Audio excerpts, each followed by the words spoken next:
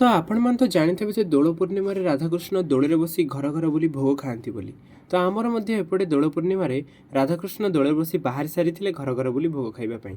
ଆଉ ତାଙ୍କର ସ୍ୱାଗତ କରିବା ପାଇଁ ଭାଉଜ ଏପଟେ ବସି ଚିତା ପକାଉଛନ୍ତି। ଭାଉଜଙ୍କୁ ସପୋର୍ଟ କରିବା ପାଇଁ ମାମା ମଧ୍ୟ ତାଙ୍କ ସାଙ୍ଗରେ ବସି ପଡ଼ିଲେଣି ଚିତା ପକାଇବା ପାଇଁ। ଆଉ ଦେଖନ୍ତୁ ଏପଟେ ଭାଉଜଙ୍କର ଆଉ ମାମାଙ୍କର ଦୁଇ ଜଣ ମିଶିକି ବର୍ତ୍ତମାନ ଚିତାରେ ବର୍ତ୍ତମାନ ରଙ୍ଗ ଦେଉଛନ୍ତି।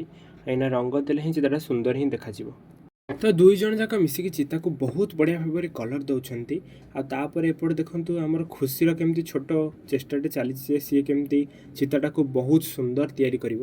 ହେଲେ ଟିକେ ଏପଟ ସେପଟ ହେଉଛି ଯେହେତୁ ଛୋଟ ପିଲା ସେ ନୂଆ ନୂଆ ଚିତା ପକାଉଛି, କିନ୍ତୁ ସେ ତାର ଚେଷ୍ଟା ଚଲେଇଛି।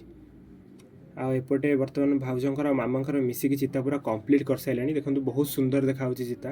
ତ ବର୍ତ୍ତମାନ ଦୋଳ ଆସିବା ସମୟ ହେଇଗଲାଣି। ଆଉ ରାଧାକୃଷ୍ଣ ବର୍ତ୍ତମାନ ଦୋଳରେ ବସିକି ଭୋଗ ଖାଇବା ପାଇଁ ପହଞ୍ଚିଯିବେ। ହେଇ ଦେଖନ୍ତୁ କହୁ କହୁ ରାଧାକୃଷ୍ଣ ଆସିକି ପହଞ୍ଚିଗଲେ ଆମ ପାଖରେ। ତ ରାଧାକୃଷ୍ଣ ଯେତେବେଳେ ଦୋଳରେ ବସି ଭୋଗ ଖାଇବାକୁ ବାହାରି ଯାଆନ୍ତି, ତ ସେତେବେଳେ ମାହୋଲ କିଛି ଅଲଗା ପ୍ରକାର ଥାଏ।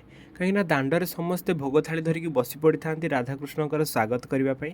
ଆଉ ତାପରେ ଭାଇନା ଆସି ସବୁ ପୂଜା ଅର୍ଚ୍ଚନା ପୁରା ଷ୍ଟାର୍ଟ କରିଦିଅନ୍ତି। ଆଉ ପୂଜା ଅର୍ଚ୍ଚନା ଷ୍ଟାର୍ଟ କରିସାରିବା ପରେ ଭୋଗ କରିସାରି ଠାକୁରଙ୍କୁ କିଛି ଭୋଗ ଅର୍ପଣ କରନ୍ତି। ତାପରେ ଆମେ ସମସ୍ତେ ନିଜ ନିଜ ଭୋଗ ଥାଳି ଧରି ଘରକୁ ପଳେଇ ଆସୁ। ଆଉ ଘରକୁ ଆସିକି ସମସ୍ତେ ଏକାଠି ଗୋଟେ ଜାଗାରେ ବସିକି ଭୋଗ ସବୁ ବାଣ୍ଟି କୁଣ୍ଟି ଖାଇଥାଉ। ତ ଚାଲନ୍ତୁ ଟିକେ ରାଧାକୃଷ୍ଣଙ୍କର ପୂଜା ଅର୍ଚ୍ଚନା ଦେଖିଦେବା।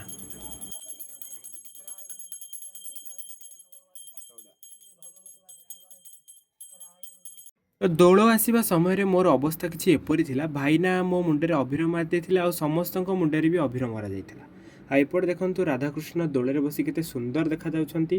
ତ ଆଜି ପାଇଁ ଏତିକି ରହୁଛି। Love you all. ଜୟ ଜଗନ୍ନାଥ।